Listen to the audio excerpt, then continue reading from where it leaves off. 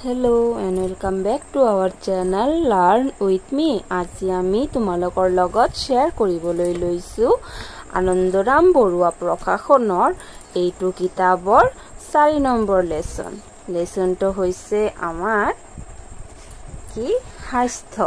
এই স্বাস্থ্য লেসনখন মই পঢ়ি দিয়া নাই, এইটো গদ্য হয়। আমি শব্দাৰ্থৰ পৰা আৰম্ভ কৰিম।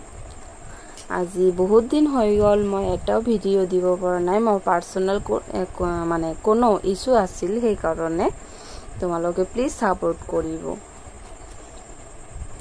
আৰম্ভ কৰো। শব্দাৰ্থ উপাৰ্জন, অৰ্জন, বন্দিশাল, বন্ধি ৰখা ঘৰ, নিকাল বাহিৰ কৰা, উদ্ভণ্ডালী মানে আমনি, নিঘুনিয়া মানে ঘুণ নাইকিয়া, ধ্ৰুপ মানে হৈছে হসা। ক নম্বৰ কোশ্চেন, একৰ ক নম্বৰ চমুকৈ উত্তৰ লিখা। এইটো ক নম্বৰ কোশ্চেনটো হৈছে মানুহৰ স্বাস্থ্য কেনেকুৱা হ'ব লাগে। মানুহৰ স্বাস্থ্য নিৰোগী হ'ব লাগে। খ নম্বৰ বাছি খোৱা আৰু চাগি খোৱা মানে কি। বাছি খোৱা আৰু চাগি খোৱা মানে খাৱন হোৱনত সাৱধানে চলা। গ নম্বৰ হৈছে সকলো কাম কৰিবলৈ কেতিয়া উৎসাহ আনন্দ পায়। নিৰোগী মানুহে সকলো কাম কৰিবলৈ উৎসাহ আনন্দ পায়। 2 নম্বৰ কোশ্চেন বিলাক হৈছে কি কৈছে যে অন্তৰ্নিহিত অৰ্থ বুজাই লিখা। এইবিলাকৰ অৰ্থ বুজাই লিখিব দিছে। আৰম্ভ কৰো আমি। 2 ক নম্বৰ আছে বাছি খোৱা, ইয়াতে খোৱা হ'ব। বাছি খোৱা আৰু জাগি খোৱা মানে কি। ঠিক আছে, উত্তৰ আৰম্ভ কৰো। স্বাস্থ্য হল আমাৰ সম্পদ। স্বাস্থ্য ভালে ৰাখিবলৈ আমি সুখাদ্য খাব লাগে। বেয়া বস্তু বাহি খাদ্য বস্তু খাব নালাগে। তাৰোপৰি অতিৰিক্ত খাদ্য খাব নালাগে। স্বাস্থ্য ভালে থাকিলে মানুহে জীৱনত সুখ অনুভৱ কৰিব পাৰে আৰু সকলো কামতে আনন্দ উপভোগ কৰিব পাৰে। অৰ্থাৎ বেছি খালে আমাৰ কোনো ধৰণৰ বেমাৰ বাছি খালে আমাৰ কোনো ধৰণৰ বেমাৰ নহয় আৰু আমি ভালে থাকিব পাৰো। 2 নম্বৰটো হৈছে ফটা বাঁহ কদাপি জোৰা নালাগে। উত্তৰটো হৈছে ফটা বাঁহ অতি প্ৰয়োজনীয়, মানে বাঁহ হৈছে অতি প্ৰয়োজনীয় বস্তু। ইয়াক আমি বিভিন্ন ধৰণৰ কামত ব্যৱহাৰ কৰো। কিন্তু বাঁহ এটি যদি কিবা কাৰণত ফাটি যায় তেন্তে আমি ইয়াক জোৰা দিব নোৱাৰো। সেয়ে আমি বস্তু ব্যৱহাৰ কৰাৰ আগতে অতি সাৱধানে ব্যৱহাৰ কৰিব লাগে যাতে তাৰ কোনো অপব্যৱহাৰ নহয়। তাৰ পিছৰটো গ নম্বৰটো হৈছে স্বাস্থ্য ধন পৰম ধন। স্বাস্থ্য হৈছে মানুহৰ এক অন্যতম সম্পদ। স্বাস্থ্য ভালে থাকিলে যিকোনো কাম আমি আনন্দ মনেৰে কৰিব পাৰো। স্বাস্থ্য ভালে থাকিলে মনো ভালে থাকে।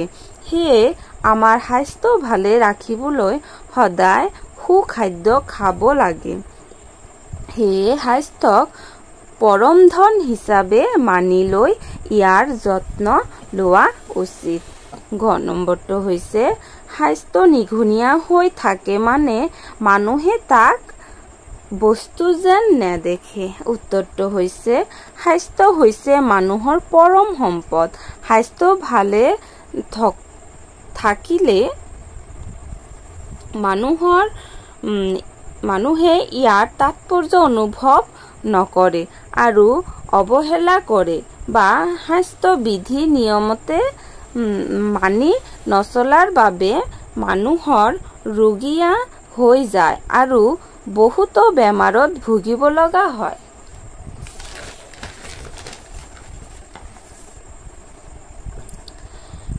তেতিয়াহে মানুহে স্বাস্থ্য যে পৰম সম্পদ তাকে অনুভৱ কৰিব পাৰে।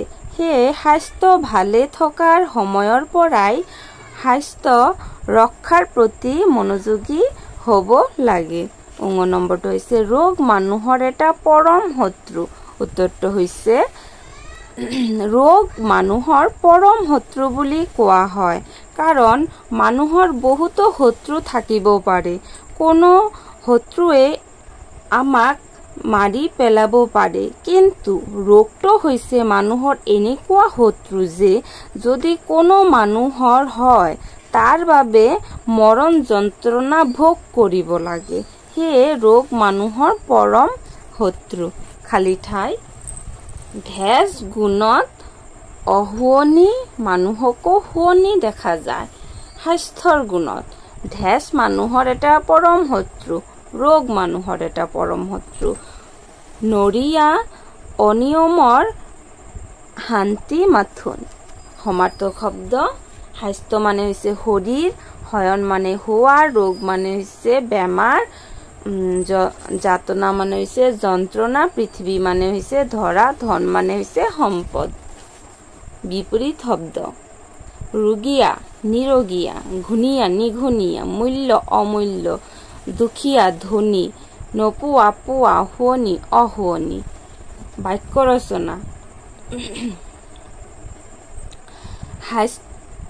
স্বভাৱ চৰিত্ৰ। মানুহৰ স্বভাৱ চৰিত্ৰ সদায় ভাল হ'ব লাগে।